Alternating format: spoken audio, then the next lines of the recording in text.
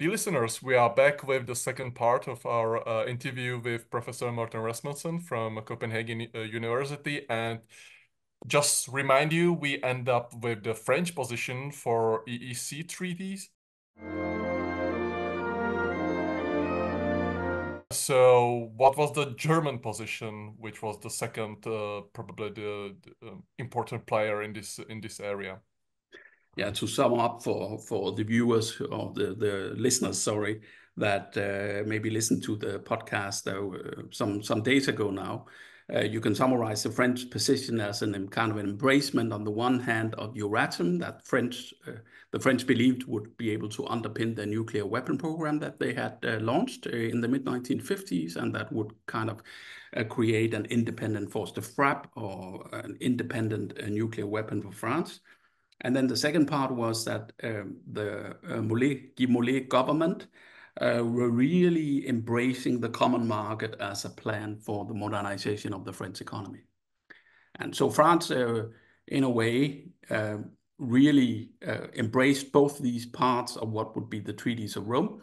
But for the common market, it was also very clear that to bring agriculture, to bring industry and trade unions on board with the treaty and therefore create the majority in the National Assembly that had eluded the French around the European Defense Community in 1954, the French really needed concessions on the welfare state, on labor market rules that had to enter into the treaties so that if the French industries could not compete in the common market, then at least there would be articles dealing with equal pay between the sexes, the length of holidays, and other types of regulation that could then harmonize the playground, if you like, of the common market, the playing field of the common market. That was really the French position. Can I ask you what was the situation in Germany? Because we today understand Germany as an industrial superpower, but we are 10 years after the Second World War when Germany went through the destruction. So what was the situation there? The situation in West Germany, of course, and of course, Germany were divided during the Cold War. So we're talking about West Germany here. And they were really having a great decade after they were created in 1949. They have the so-called Wirtschaftswunder, where Ludwig Erhard, who was the Minister of Economics during most of this period, were really leading a revolution of German exports and industrial rebuilding during the 1950s. And that was very much framed by the trade liberalization in the OEEC, which I mentioned in the first podcast, but also the European Payments Union that made it possible to have convertible European currencies during the 1950s that really nurtured the ability to grow the economies and have growth in exports. And not only was West Germany such an important economy in terms of its exporting, because of the very high growth in the 50s, it also became a very important export market for example, the Scandinavian countries and the Benelux countries. So the reason why the Dutch Foreign Minister Bayern had included a common market in the Benelux proposal before the Messina summit was exactly because the Netherlands wanted to secure access to the West German market. So West Germany not only industrialized itself, created this economic boom, it also industrialized its smaller neighbors, and of course offered quite a unique option also for French and Italian industrial modernization. Of course, the problem was, could you compete with the German industry and the German firms? That was the challenge of the French economy in particular, and in the Italian economies that were quite protectionist in nature in the 1950s. So that was a challenge. But interesting enough, if we turn towards the West German position, the assessment in the West German cabinet were very much that the German defense minister, I think it was at the time, Strauss, was not really interested in nuclear cooperation because they preferred to have an American partner that had a better technology than the French would have, and it would also be cheaper. And in terms of economics, Ludwig Erhard was dead set against the common market because it was too narrow a market, only between 6 countries, where West German trade interests were really pan-European, or at least Western European, and global. And the biggest West German market in the late 50s was Scandinavia. and Scandinavia, of course, was not part of the common market plans. So Adenauer was in a position where the EDC, the Defense Community Project, the European Political Community Project, that were very much built on a European constitutional law and a kind of constitutional approach of his foreign ministry officials led by Walter Hallstein and Carl Friedrich Urfels. Basically, Adenauer was in a position where these plans had failed. He was much more pragmatic in 55, 56. And also he had a cabinet that were actually against the common market plans and the plans for the treaties of Rome. And then in the summer of 1956, something quite important happened because in the Eisenhower administration, there was a clear tendency to think, which of course is not new, we still hear the same tale, but that the Americans had to pull back some of their forces in Europe. Europe had to defend itself. We know the story. It's still there. And therefore, there was a so-called Radford plan that were kind of made semi-public in the summer of 56, right before the Treaties of Rome negotiations were supposed to start, where it was quite clear that West Germany could be left without a serious defense. And for Adenauer, that was really crucial. So he made very clear in several speeches and internally that West Germany needed to acquire a nuclear weapon capability very soon, as quickly as possible in order to defend itself. And the French, they were quick. So already in October 56, they were basically saying to the West Germans that on the one side, we need concessions on the common market to be able to sell this plan domestically and to be able to accept it. And we also need, French overseas territories in. We need a common agricultural policy plan. All this we need to be able to embrace the common market. But we will give you nuclear weapons. So basically, that was the deal that were created in the autumn of 56. But it was a very complex set of months. So we have many things happening at the same time here that points in different directions. In October 56, Ludwig Erhard traveled to Brussels to negotiate in the Common Market Committee that was set up to negotiate the EEC Treaty, the Treaty of European Economic Community. I'll be back to you, Michael. But just to finish that, Erhard basically came to break down the negotiations because he managed to do so because he really said, we are not going to accept these demands for French social and welfare harmonization. This is completely unacceptable. And so the negotiations basically reached a stalemate in late October due to Erhard's plan. And basically he smoked a big cigar on the train home and he said to his other officials, finally, the common market is done. I managed to make it collapse. So you had a question? I had to basically comment because it's just amazing to me that 11 years after the Second World War, the French are offering Germans nuclear weapons. And I cannot imagine today something similar happen. No, it's true. It's true. But of course, West Germany had proved itself as a democratic state and stable partner in the European coal and steel community. It was a very kind of volatile situation also during the Cold War. The French had already in 55 chosen to create their own nuclear weapon.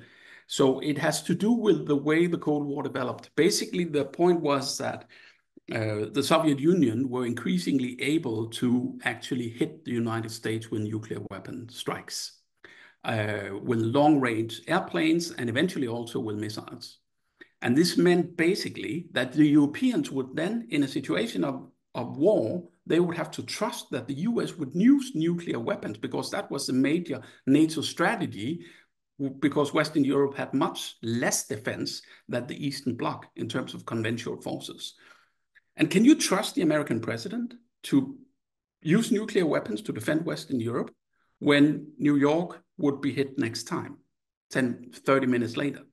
So that was the challenge of the Europeans. So therefore, of course, there was this major drive first from the French to create an independent nuclear weapon that would secure French defense. And the same logic here applies to West Germany. So it's basically a strategic change in the Cold War that happened in the late 50s that forced the Europeans to react and to think in these terms. So basically what happens is that Adenauer overrules Erhard and he meets Mollet in a meeting in November 1956.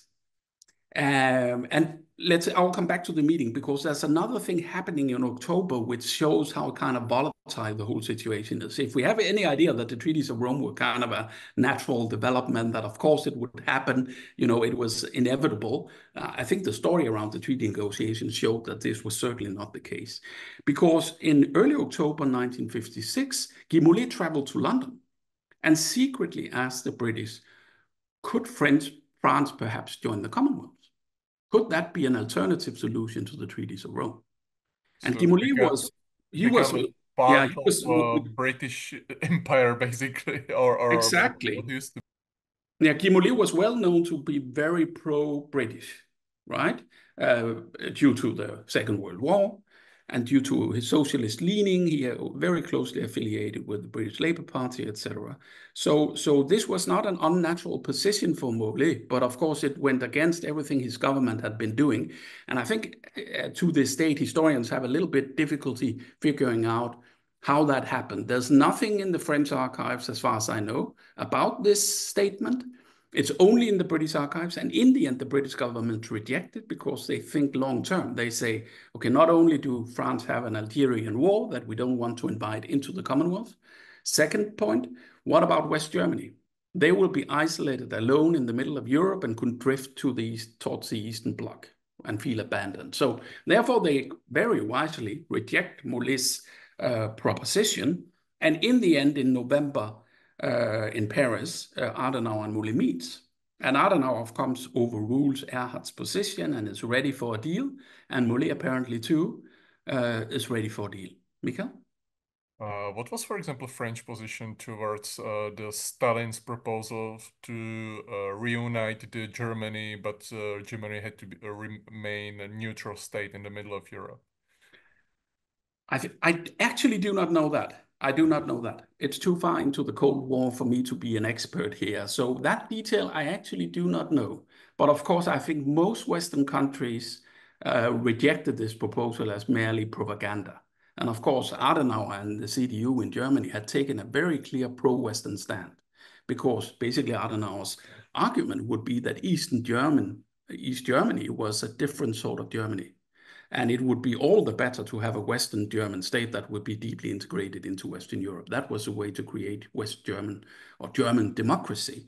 And I think in a way history has proven him right. So in that sense, I think to Adenauer, this proposal was never really tempting to re-invite the East German areas in, and then to have a neutral state. That was just the worst kind of solution in both ways, right? So my impression is that the other Western European countries followed suit and supported Adenauer here. So basically at the meeting in November in Paris, you basically have Adenauer and Mollet discussing how to reach a compromise on this. And then, of course, we have in parallel also, to make this even more volatile and complex, we have the Suez Crisis, which basically is a very cunning plan between Israel, France, and Britain to kind of curb the increased threat of Nasser. Nasser was the Egyptian dictator who chose to nationalize the Suez Channel. So basically, he occupied the Suez Channel, which was, of course, I think mostly owned by the British companies at that point. So this was a kind of a great geopolitical threat. And really kind of stepping on the toes of the big former colonial powers in Europe, Britain and also France. And Britain and the French government, they secretly colluded with Israel to make sort of a crisis where Israel would attack Nasser, and then the French and the British would seemingly independently intervene to kind of close down that conflict. So, but of course, they were in collusion with Israel, and they did that, and they intervened, and both the United States, that had not been informed, and the Soviet Union became extremely angry and kind of put Britain and France into place. And the British pound, there was a run on the pound due to lack of American support, and in the end, the British government opted out of the scheme and withdrew, and France had to withdraw too. And so this was happening in parallel.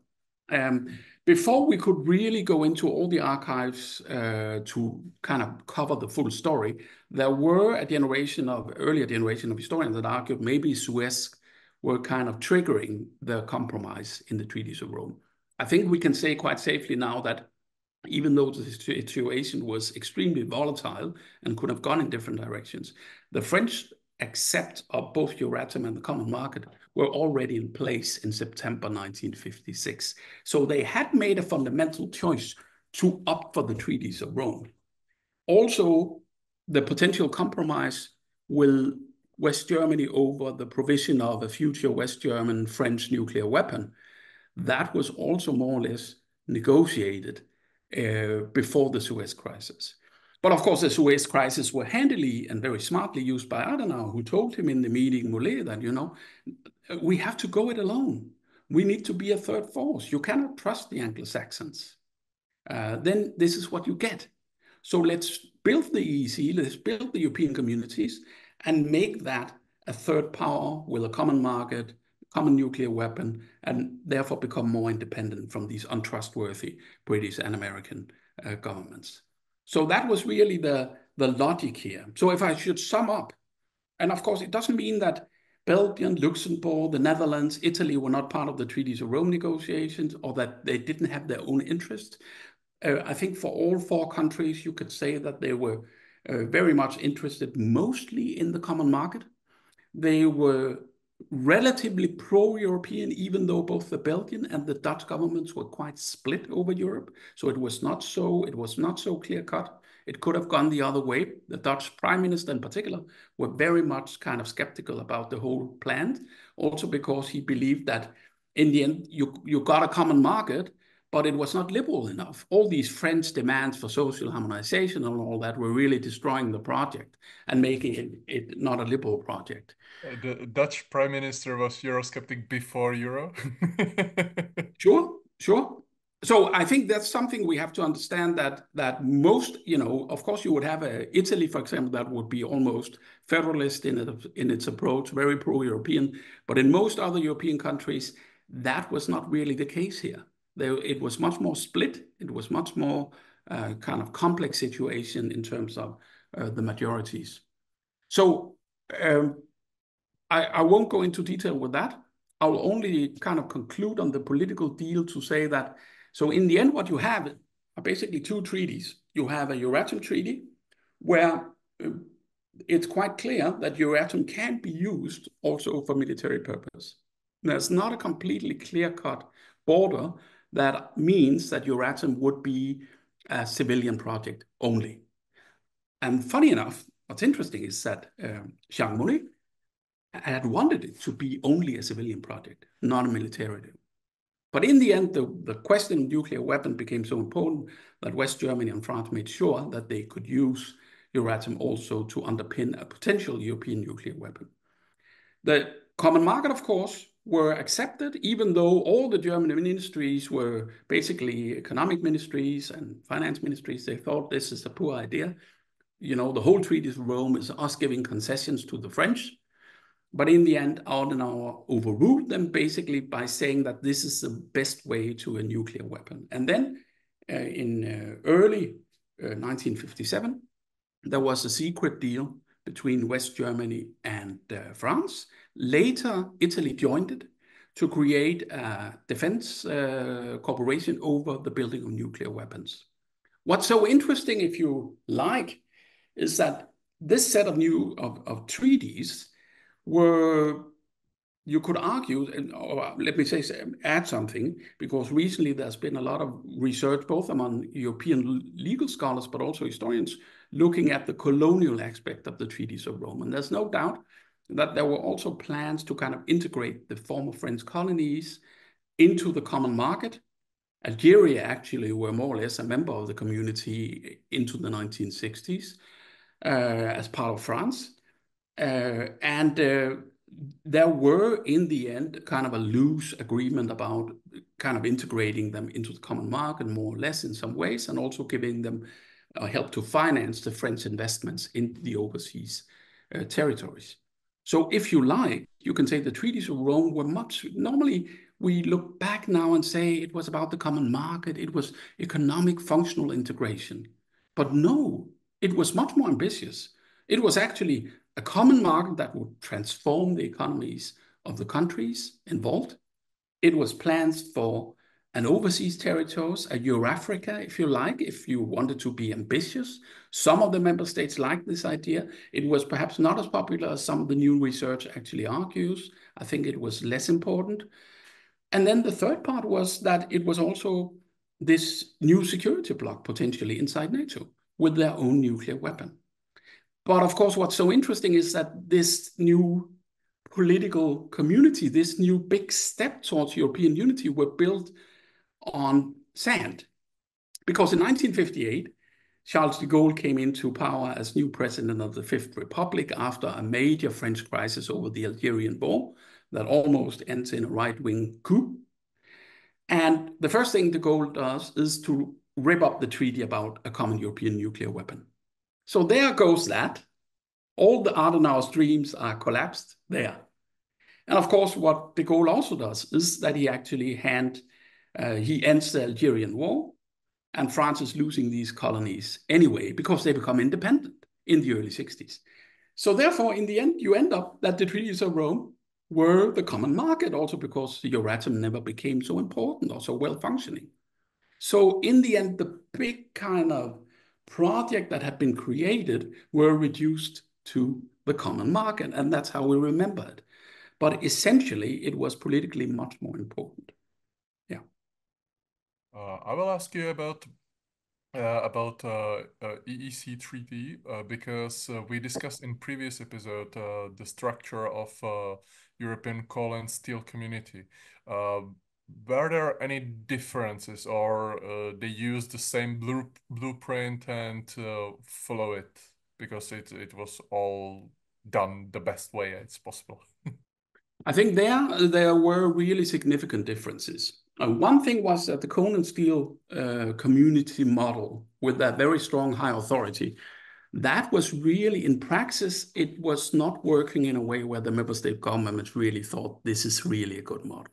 There were a lot of bickering, and I don't think the independence of the high authority and the kind of, let's say, style of Jean Monnet as president were really something that the governments liked in the end, right? Because, you know, national governments don't see lightly at competing power centers, right? That they created themselves. I think that's just how it is. So on the one hand, the ECSC model was not perceived in the late 50s as something super admirable. Then, of course, the whole federalist dream with the EDC and the European political community in the mid-50s had been abandoned, had collapsed. And then that connects to the French position, because it was very clear that everybody that negotiated the Treaties of Rome knew that the Treaties of Rome could not be constitutional or federal or any kind of over-ambitious when it came to the institutional and legal style, because it would never be accepted by the French National Assembly. So therefore, there was a very clear kind of tendency to say, no, we need to do something that is much more toned down. It may still be more than an international organization, but it should really not kind of repeat the mistakes that had been done earlier on of being too federalist or too ambitious. And then so basically when they started to negotiate the institutional and legal dimensions of the treaties, these were lessons that they really took to heart. And then a third point could be added to that, and that is really the nature of the common market. Because where the Treaty of Paris had only kind of had a plan to build a common market on coal and steel with a competition policy, they had created a treaty where a high authority would act as an administrative kind of authority and make administrative decisions. And most of these decisions had been clearly spelled out in the treaty, so that it was very clear what the high authority could do, what was within its competence, and what kind of decisions it would have to take. As soon as there were decisions that had any kind of economic impact, member states had co-decision. So a very kind of you can say a very traité de loi that you would really follow what was in the treaty. But of course, building a common market is something completely different. If you have a universal market, you would find new products coming and being invented all the time. New products require new standards. So that means that a common market is an open-ended process where you never know what comes. And therefore, one of the basic ideas of the treaties of Rome and how it was negotiated, that you had to remove the high authority and what would be called now the Commission, to make it less provocative to the French National Assembly. You would have to reduce the role of the Commission to not being a decision maker, but being something less. And you would have to move the quasi-legislative role to the governments. So therefore, they placed the Council of Ministers at the very center. So the Council of Ministers would legislate, and then there were big discussions. Would the Commission work as a secretariat only? But in the end, let's say those negotiators who had an experience with the EDC and the EPC and the coal and steel, there were a lot of federalists still among the negotiators. And they came with this idea that why don't you give the Commission a right of initiative? And there you got the basic essential model, because then the Commission could secure some sort of European interest by having the right of legislative initiative, but it would still be the governments that would either by unanimity or majority make the key decisions. So that was really at the very core. And as I said, due to these different reasons, that was the kind of core logic of the treaty. But then, of course, you could add something to that as well. And I think that you can read it in speeches and various statements in the autumn of '56 when they start having this intergovernmental conference in Brussels.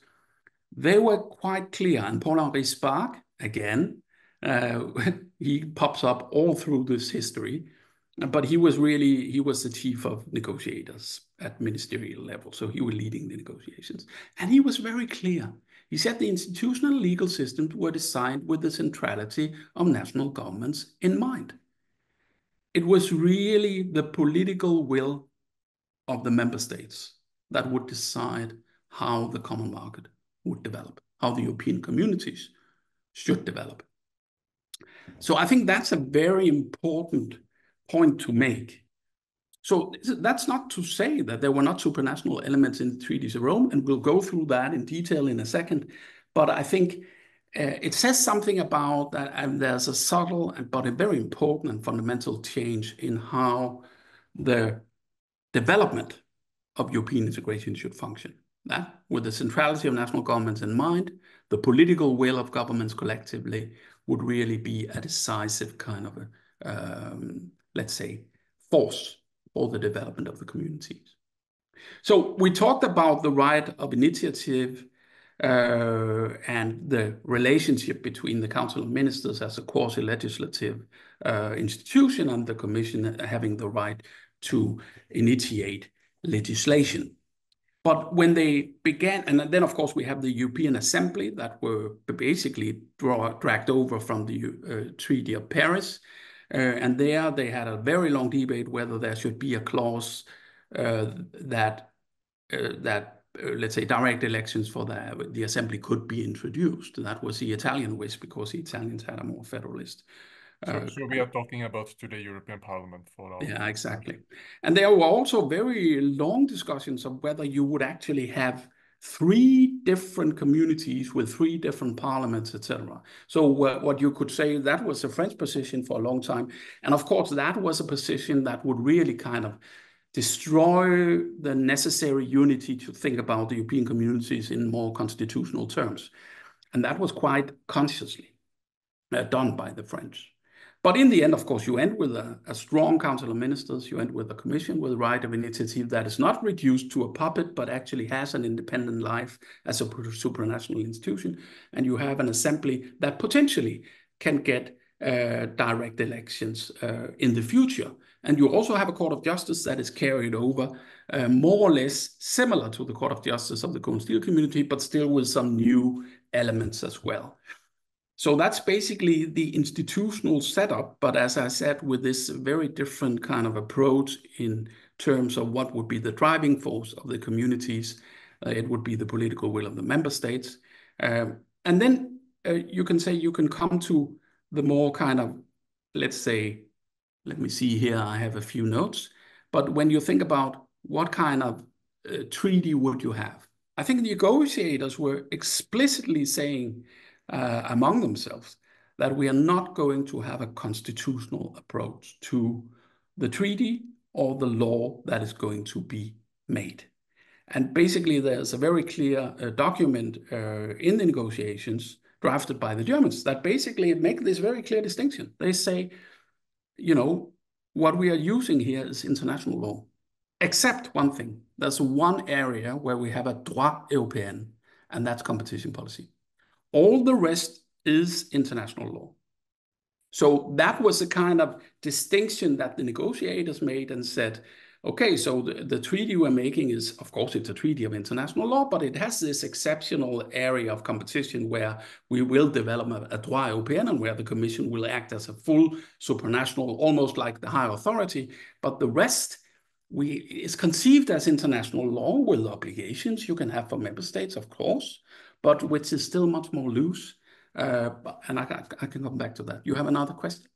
Yeah, I wanted to ask you about the famous ever closer union clause, which is included in the preamble of EEC Treaty, because it's something we are always coming back forward and back when we are discussing whether it was constitutional idea behind this clause or it was just declaratory statement without any meaning. I think it's in between. I think what I said, and I can go into details a little bit with how the treaties were designed, and I think I'll do that to make my argument a little bit more substantial so that the listeners can be able to follow some of the details here in what I argue and not think it's just a sweeping kind of statement. But you know, when you go into details, you can see this. You can sustain the argument I'm trying to make here. I think with the ever closer union clause, it's a very good question.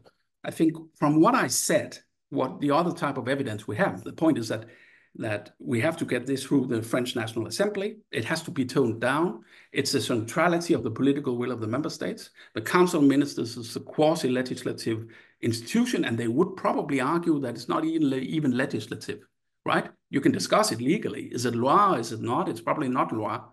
Of course, that changes over time, but in the beginning, I think that it was quite unclear. So they were not creating a constitutional approach to the European community. They were basing it mostly on international law, with the exception of competition policy. So what does ever closer union then mean? It's a potential constitutional approach or has a constitutional spirit? Of course not. That's quite clear. But on the other hand, when they negotiated it, the term of ever closer union only came in at the very end.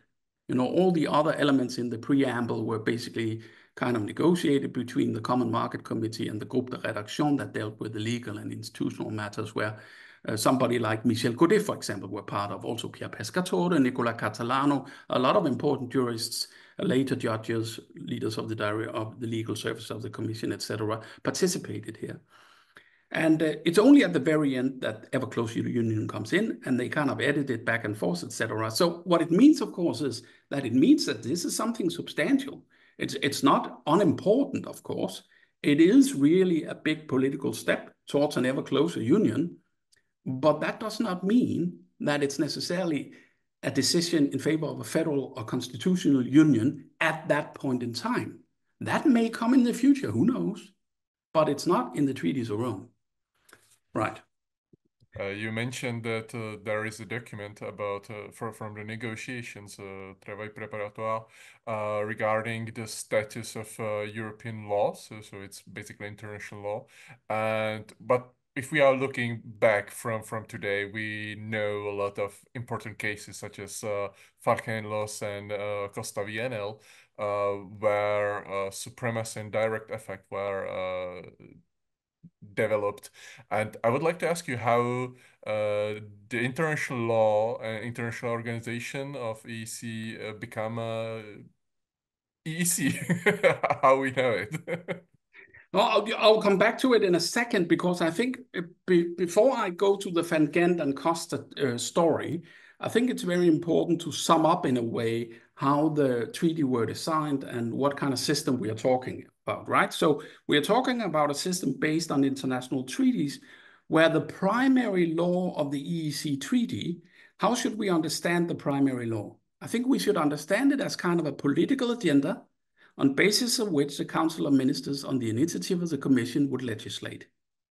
So European legislation would then typically be implemented by national administrations in the case of directives, and European law would be applied by national courts, both regulations with direct applicability and directives, right?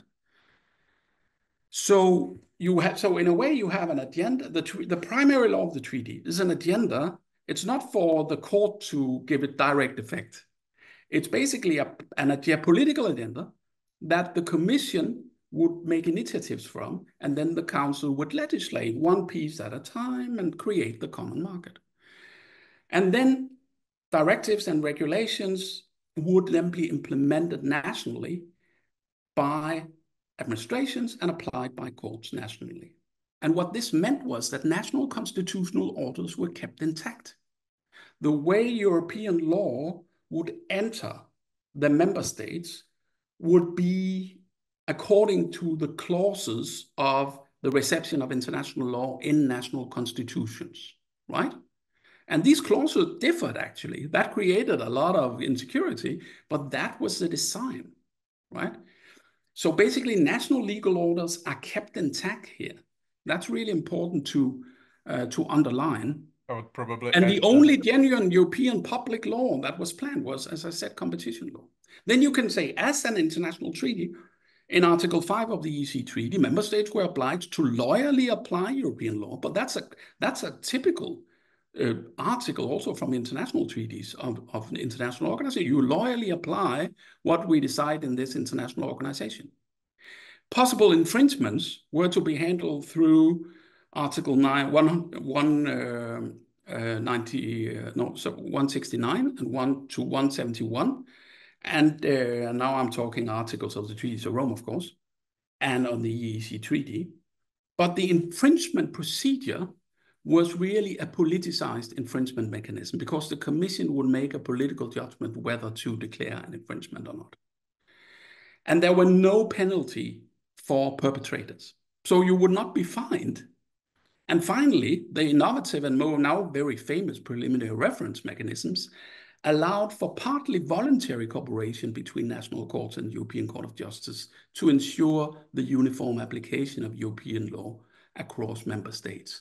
But when they negotiated the preliminary reference mechanism, which was proposed by Nicola Catalano, because he was a federalist, he was not very satisfied by the infringement mechanism that were deeply politicized and where the Groupe de Rédaction had agreed that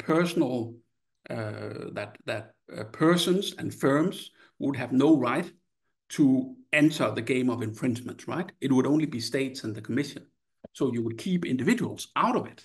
They were supposed to be protected by the governments. So Catalano proposed this preliminary reference mechanism that he knew from the Italian constitution and thought, okay, that would create a sort of option to go beyond that. But when it was negotiated, Catalano said, okay, then a national court can ask the European Court of Justice about a question of European law. And then the European Court of Justice can rule both on the interpretation of European law but also on the application. And then when that was negotiated, again, the Groupe Rédaction was conservative. It said, no, we keep that the Court of Justice can deal with the interpretation of European law, but not application. That belongs inside national constitutional orders to national courts.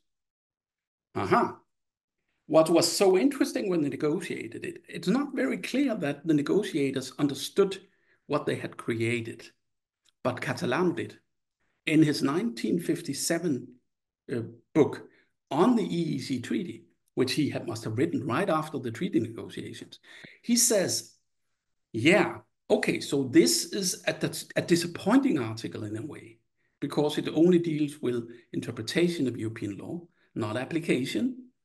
So it's a very weak kind of preliminary reference mechanism, if you like. You need national courts to cooperate, which is not certain that they will. And even if they do, the European Court of Justice can only talk about interpretation. Application belongs to the member states' courts. But he says, but what if an individual with a firm has a government that doesn't apply European law? Because that was the blind spot of the infringement procedure. Such an individual would hardly be able to go to say to the government, can you not make sure that you are getting an infringement case against you? So that individual, of course, could go to a national court and say, how do you interpret that article, which I believe my government has not applied correctly in the national legal order? And then if the judge would cooperate and send the question to Luxembourg, the Court of Justice would be able to rule on it, and it would then be applied. So Catalano already saw the possibilities that the preliminary reference mechanism could do. And just to illustrate this difference, when the Court of Justice opened after 1958 in the new position where they were also the Court of Justice of the EEC Treaty, they visited all the capitals of the member states. And in the Netherlands, they were in the meeting officials from the Ministry of Justice in the Netherlands. And these officials asked, what about this preliminary reference mechanism? What are we supposed to do there? Do you really want any questions? Or how are we going to handle it? And Maurice Lagrange, who was Advocate General and really had the French position on this, he said, we don't want any questions. As few as possible, because this is not really, this would just overburden the court. And Catalano, he broke in and he said, no, we actually want as many questions as possible. So he had understood it, right?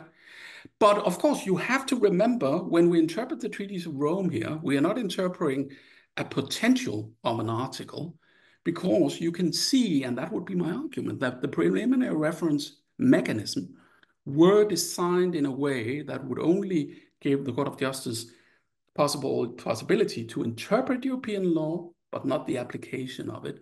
And the key here was that the article was designed as not to intrude on the integrity of national constitutional orders, but that European law would still only enter member states according to their own constitutional rules for how international law would enter their constitutional order. So that is basically the key kind of argument I would have about the treaties of Rome and how it was designed and how it was kind of designed for the institutions to work, right? Primary law was an agenda, political agenda.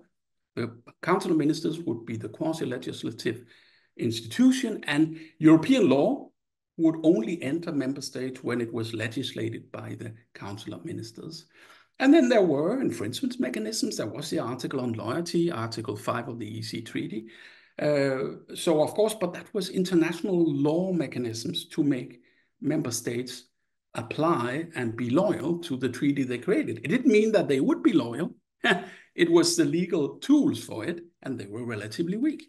And the preliminary reference mechanisms were, as I said, again, it was designed to make sure that national legal orders were intact.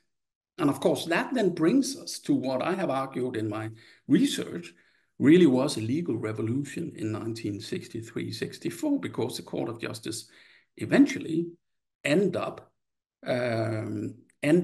interpreting the treaties in a very different way than it was originally designed. And I don't know, should we move to the Van Gent and Loos case immediately here? And I think what's so fascinating here in a way is that Michel Godet was part of the Groupe de Rédaction, not all the time. He entered in January 57. So actually some of these negotiations I just talked about the preliminary reference mechanism, had been designed already before he came. We know that from private correspondence. He was a good friend of Catalano, and basically he came a little bit too late. And when he came, he was disappointed. He thought, no, this is not like the coal and steel community. This is less interesting. And this is more, it's a much weaker kind of structure. And he said, what I really want is a droit européen, a droit uniforme. So a uniform legal order of droit européen. And he wrote that in his notes. When he read these kind of documents, he wrote this and said, now this is what we should have. But he also acknowledged that this was not what the treaty produced. It produced a much more incoherent legal order. And it was pretty difficult to see how the European legal order would eventually look.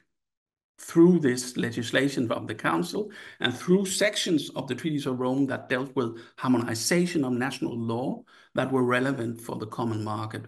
The problem with the harmonization chapters were that they were unanimous in terms of all the member states had to vote in favor of it. And of course, harmonizing standards, we now know after a long history of European integration, that is a difficult thing to achieve. So it was very unclear what would happen. So what Godet did then, because he became head of the legal service of the EEC from 58 to 67, then he's head of the entire legal service at the end of the 60s before he leaves in 1969 for private reasons. And what he begins to develop is, of course, as he writes to Eric Stein, American legal scholar who was a good friend of Godet, he said, basically, we have to convince the jurists and the court that there's something federal in the treaties. Of course, it was much weakened, but we have to convince them this is the way to go. And we need also to find a way that we can create a legal order that can actually underpin a common market and create the legal security and coherence that a common market would need. Basically, try a legal coup d'etat. Yeah. Yeah, I think that would be my argument. I'm not saying, therefore, that what the court did was illegal or that it should be rolled back. It's part of history. This is not, and I want to stress this to the legal audience here, this is not an originalist argument.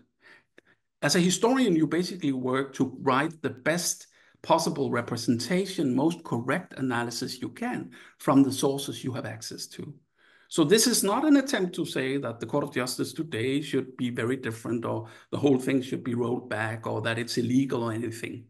It's just trying to give us the most accurate historical understanding of how this evolved. And that's it. That's it. So there's no normative agenda here. I think personally, I would probably favor Van Gent and Costa and the daring nature of what they did. And I think in many ways, it has paid off. But it's not without its problem, of course. But what Godet did was basically that he gradually developed his position and thinking about this in the early 1960s. And when the first preliminary reference came, the Bosch case from the Netherlands on competition, he basically told the court that the Treaties of Rome had a number of sections that were constitutional in nature. He used that word. He used that language. That language disappeared in the Van Gent position by the legal service. But in Bosch, you can check it. It's there. It's constitutional all over. The court should act as if the treaty was partly a constitutional creature. So what he wants, as I said, he wants to create a legal order that is more coherent than the treaty blueprint allows, if you like. And to do that, the big challenge is, of course, that European law is not uniformly applied and interpreted. And how do you create that? Here, the problem is that the member states have very different ways of accepting international law. Some countries are dualist, like West Germany and Italy. Others have a more monist approach to international law and give it, in reality, they give it primacy, as the Dutch did after their constitutional reforms of the 50s. Or they pretend that they give international law primacy, like the French, even though we know the French Ministry of Foreign Affairs controlled all national courts when they were discussing this. So in reality, they never really did. So what to do about this? How can you create a legal order that underpins a common market where firms can move around and social and economic actors can use it, and you would get an identical and similar interpretation and application of that European law? And therefore, his idea was, when the Van Gent and Loos case came to the corridors of the legal service, the point was really that here came a case that only Dutch courts could ask, right? Because they had a constitution saying that after the constitutional reforms of the mid-50s and early 50s, they had a constitution saying that if an international legal norm is self-executing or have direct effect, then it has primacy. So of course, for Dutch courts, European law might have primacy if it had direct effect. And therefore, it was a natural question for Dutch courts to ask, do Article 12 of the EEC Treaty has direct effect? And then, of course, that allowed Godet to address how European law entered national law, that question. So the model he created, and which it took the Court of Justice 2 judgments to kind of implement, was really that he argued there are a number of primary legal norms that could have direct effect. And if they have direct effect, they should also have primacy. And because it's an interpretation of European law, then the Court of Justice has the jurisdiction to decide which primary legal norms have direct effect, and therefore also primacy. And you see what happens then if you apply that logic is that now suddenly it's the Court of Justice that decides how European law enters a member state. It has the right to decide.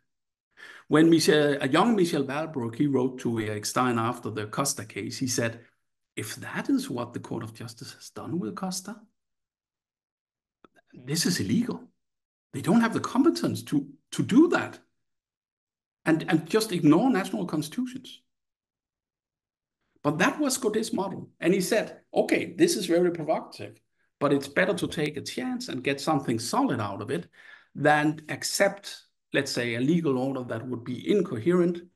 And I think that was the alternative. If you didn't do this, if you didn't take these steps, you would have a system where the Council of Ministers would, of course, legislate, and national administrations would apply, and national courts would apply, and the national constitutional clauses about how European law would enter that member state would be individual, so that you would have 6 different ways of doing it.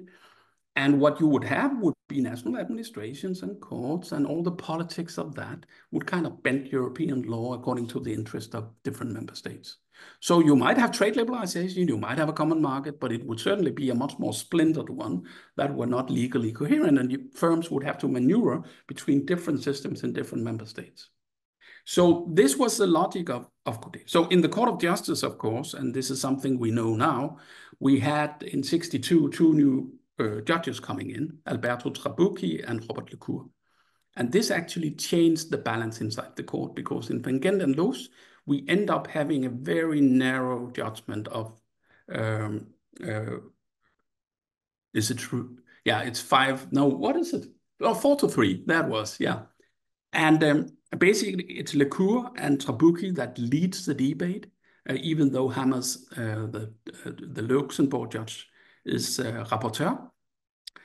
Nevertheless, Lecour and Trabucchi takes over, and Lecour makes the argument that the treaty is a constitutional one, and you need to look at it as a constitutional system. Trabucchi, instead, he highlights something else that many jurists have celebrated in Van Gent, and the Court of Justice also like to think about themselves when they remember Van Gent, and that is, it's about the individual.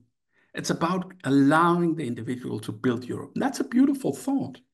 But of course, as you can see from my story here, the legal service were thinking much more systematic in systems, right? And not so much about the individual and the individual's rights.